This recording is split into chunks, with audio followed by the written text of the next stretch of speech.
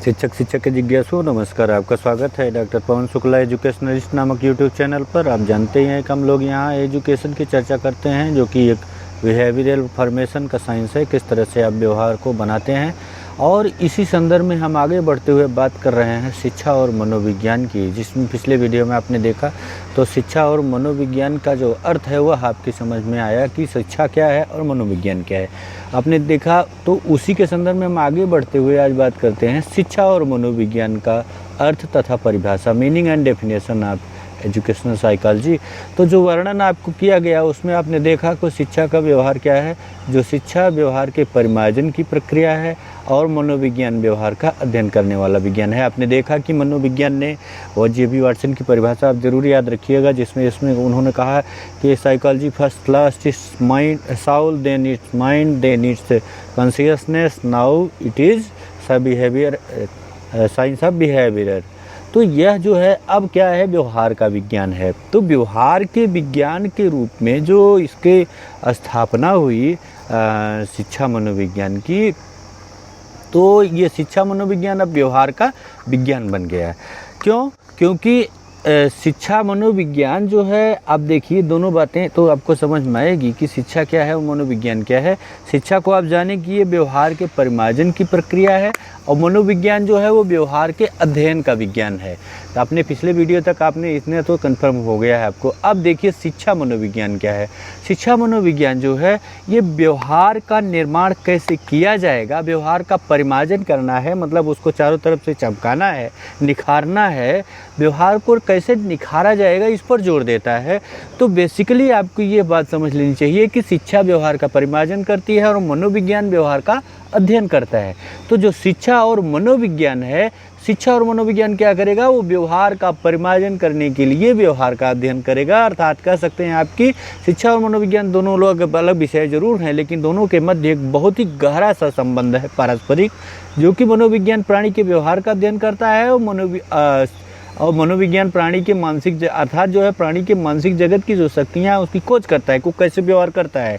और जबकि शिक्षा जो है इन शक्तियों का परिमार्जन करती है। अर्थात शिक्षा मनोविज्ञान में जो है शिक्षा मनोविज्ञान में विज्ञान की वह शाखा है, शिक्षा जो है मनोविज्ञान में विज्ञान की वह शाखा है जो मनोविज्ञान से प्राप्त निष्कर्षों, नियमों, सिद्धांतों आदि का शिक्षा में अनुप्रयोग करती है। कि मतलब जो मनोविज्ञान ने बताया है सिद्धांत, उस मनोवैज्ञानिक सिद्धांत को शिक्षा क्या करती है, शिक्षा उस मनोवैज्ञानिक सिद्धांत को उपयोग में लाती है कि किस तरह से, जैसे स्किनर ने जो बताया कि प्रोग्राम्ड लर्निंग इंस्ट्रक्शन बनाया गया उसके आधार पर कि ऑपरेंट कंडीशनिंग होती है। सबसे पहले जो होता है कि जो अनुक्रियाएं होने दी जाए, उसके बाद उस सही अनुक्रिया को पुनर्बलित किया जाए। तो यही बात यहाँ ये अब जब तक उसको शिक्षा मनोविज्ञान अस्तित्व में नहीं आएगा तो मनोविज्ञान का यह सिद्धांत शिक्षा के लिए किसी महत्व का नहीं होगा। अब मनोविज्ञान के इस सिद्धांत का शिक्षा ने उपयोग किया और शिक्षण मशीन बनाई, प्रोग्राम्ड लर्निंग बनाया, जिसमें आप मैथेटिक्स और ब्रांचिंग और लीनियर प्रोग्राम लर्निंग की बात देखेंगे आगे चल के।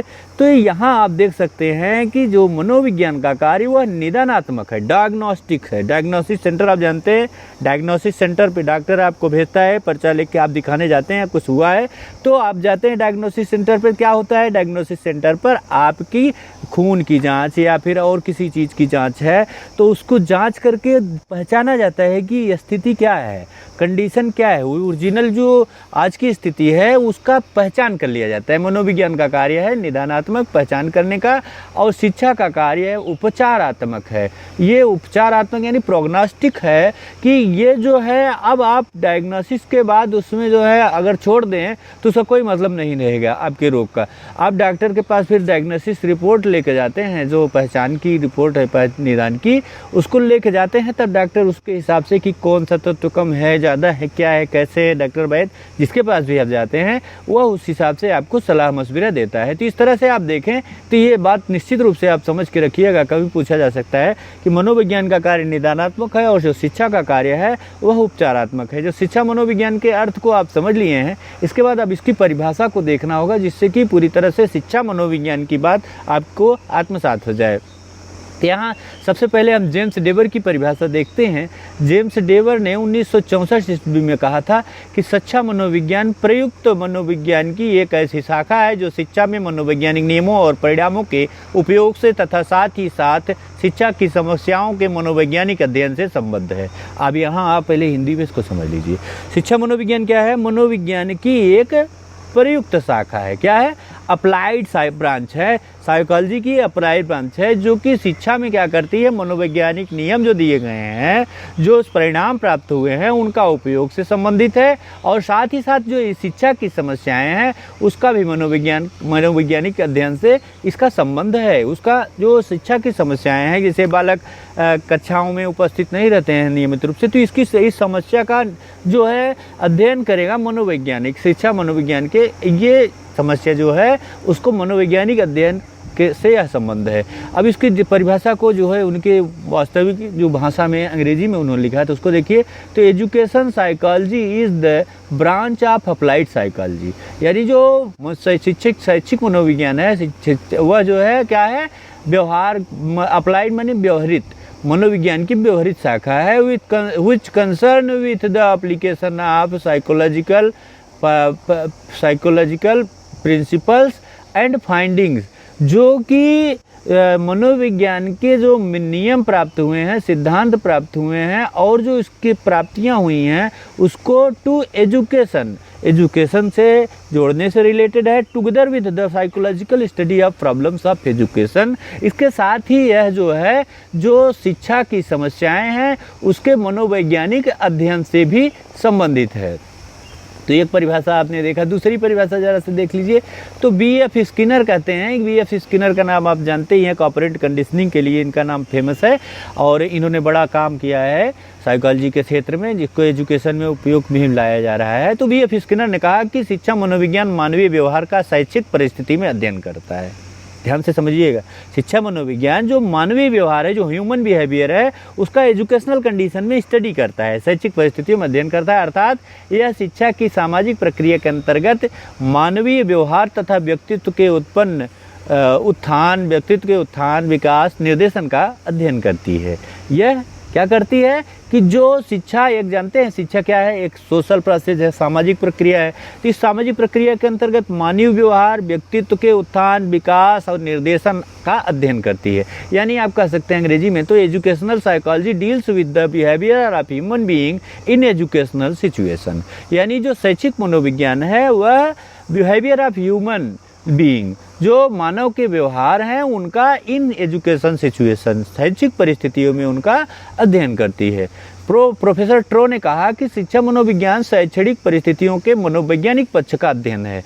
Education psychology is the study of psychological aspect of educational situations, यानी जो शिक्षा मनोविज्ञान की बात कर रहे हैं कि शैक्षणिक परिस्थितियाँ जिसमें जो अंतःक्रियाएं किसी विषय वस्तु पर अंतःक्रिया के आयोजन की जो व्यवस्था की गई है उसके मनोवैज्ञानिक पक्ष का अध्ययन किया है कि वहाँ पर जो अंतःक्रियाओं का आयोजन किया जा रहा है। आप जानते हैं शैक्षिक तकनीकी के संदर्भ में बात करेंगे तो जो शिक्षण होती है उसमें एडमंड एमिडोन जैसे बहुत सारे विद्वानों ने कहा कि जो टीचिंग है an intimate contact between two persons, one more mature and other less mature, first organize the perfection to the second, जिसमें उन्होंने कहा कि जो शिक्षण है वह दो ऐसे लोगों के बीच का अंतरंग संबंध है जिसमें एक अधिक परिपक्व होता है, एक थोड़ा कम परिपक्व व्यक्तित्व होता है, जिसमें पहला जो है अधिक परिपक्व व्यक्ति जो है वह दूसरे के उसके उत्थान के लिए, उसके विकास के लिए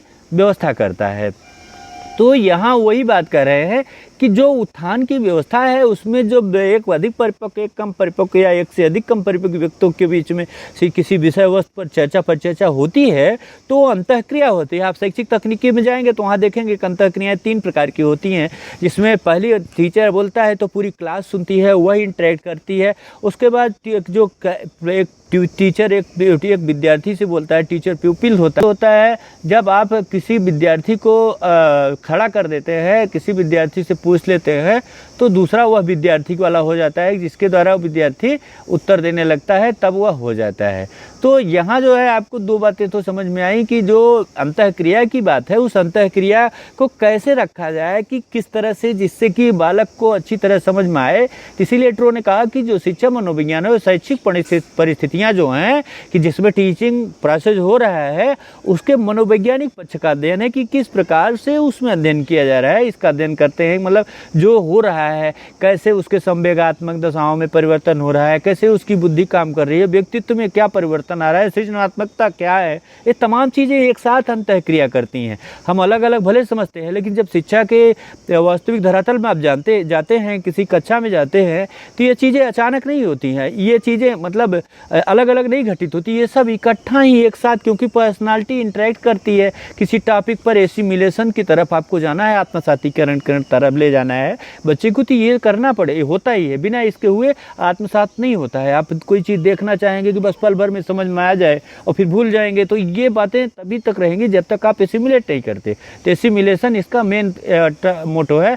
तो इस परिभाषाओं के आधार पर आप कह सकते हैं, एक परिभाषा आप मेरी देख लीजिए है कि शिक्षा मनोविज्ञान एक ऐसा विज्ञान है, इसमें मैं कह रहा हूँ कि शिक्षा मनोविज्ञान एक ऐसा विज्ञान है जो मनोविज्ञान से प्राप्त सिद्धांतों, नियमों आदि का अनुप्रयोग शिक्षा में करके शिक्षा के उद्देश्यों की सहज व मितव्ययी श्रम, समय और धन की दृष्टि से मितव्ययी प्राप्ति सुनिश्चित करने का प्रयास करता है। अब ध्यान से मेरी परिभाषाओं का आप समझिए। आपसे भी अपेक्षा करते हैं कि इतनी परिभाषाओं को समझने के बाद आप एक अपनी परिभाषा बताएं, जिससे कि कंसेप्ट क्लियर हो जाए। आप कमेंट बॉक्स में आइए, अपनी परिभाषा लिखिए कि आपके अनुसार शिक्षा मनोविज्ञान क्या है, तब आपको समझ में आएगा। देखिए, मैंने कहा कि शिक्षा मनोविज्ञान एक ऐसा विज्ञान है जो मनोविज्ञान से जो मिल रहे सिद्धांत हैं, नियम हैं आदि का उपयोग कहाँ करता है, आदि का उपयोग वह शिक्षा में करता है। और क्यों करता है शिक्षा में? शिक्षा में इसलिए करता है कि जो शिक्षा की समस्त प्रक्रियाएं हैं उनका कुछ उद्देश्य है। बिना कारण इस संसार में कुछ नहीं होता है। तो उद्देश्यों की प्राप्ति जो सहज और मितव्ययी प्राप्ति के लिए सुनिश्चित करने का प्रयास करता है।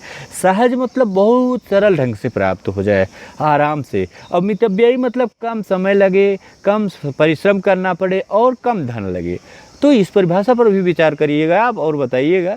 इसके बाद बात करें तो शिक्षा मनोविज्ञान की जो परिभाषा आपने देखी, तो ये शिक्षा मनोविज्ञान की परिभाषा तक आपने समझ लिया। इसके बाद अगले वीडियो में हम फिर शिक्षा मनोविज्ञान के अगले प्रकरण की बात करेंगे।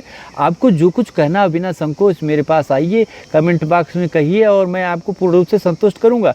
देखिए, थोड़े में भागने का प्रयास करेंगे तो भूल जाएगा, इसलिए मेरा अनुरोध स्वीकार करिए कि आप लोग गंभीरता से पूरे विषय को समझिए, जिससे कि जो है आपका ये अध्ययन है वह सार्थक हो सके। और इसकी सार्थकता का एक ही लक्ष्य है कि आप उस विषय को रटने का प्रयास मत करिए, बल्कि समझने का प्रयास करिए। कमेंट बॉक्स में आइए, जो कुछ कहना कहिए। चैनल लाइक शेयर सब्सक्राइब कर लीजिए। धन्यवाद, नमस्कार।